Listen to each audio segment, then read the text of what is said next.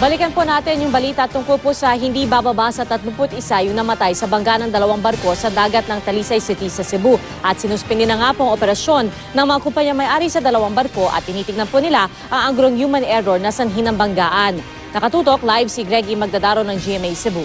Greggy? Yes, Tia, maagang sumisid ang divers ng Naval Forces Central on Percent at Philippine Coast Guard sa Lewis Ledge kaninang umaga. Layo nila makahanap pa ng survivors ng salpukan ng MV St. Thomas Aquinas ng Tugu Group at MV Sulpicio Express 7 ng Philippines Pan-Asia Carrier Corporation. Sa bahaging ito ng Lewis Ledge sa Talisay City sa Cebu, makikita ang malaking sira na tinamo ng harapang bahagi ng MV Sulpicio Express 7. Sa parehong lugar, lumubog ang nakasalpukan itong MV St. Thomas Aquinas. Kanina, hindi bababa sa 14 na bangkay ang nakuha ng divers mula sa lumubog na Roro passenger vessel. Pagkaahon, isa-isang dinala ng mga labi sa Pier 4 kung saan nakabase ang berthing dock ng Tugu Shipping.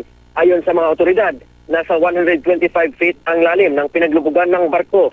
Sa likuran bahagi daw ng tinamaan ang MV St. Thomas Aquinas at nakatagilid gayon sa kanyang starboard side sa ilalim ng dagat.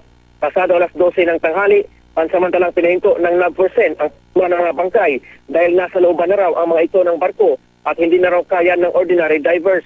Tumawag na sila ng technical divers mula sa Palawan. Apat lang actually, apat.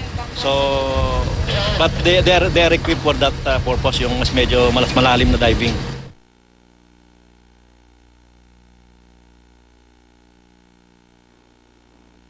Iya, sa ngayon, ang mga bangkay ay nasa Cosmopolitan Funeral Homes dito sa Cebu City. Balik sa iyo, Pia. Maraming salamat, Greggy Magdadaro ng GMA Cebu.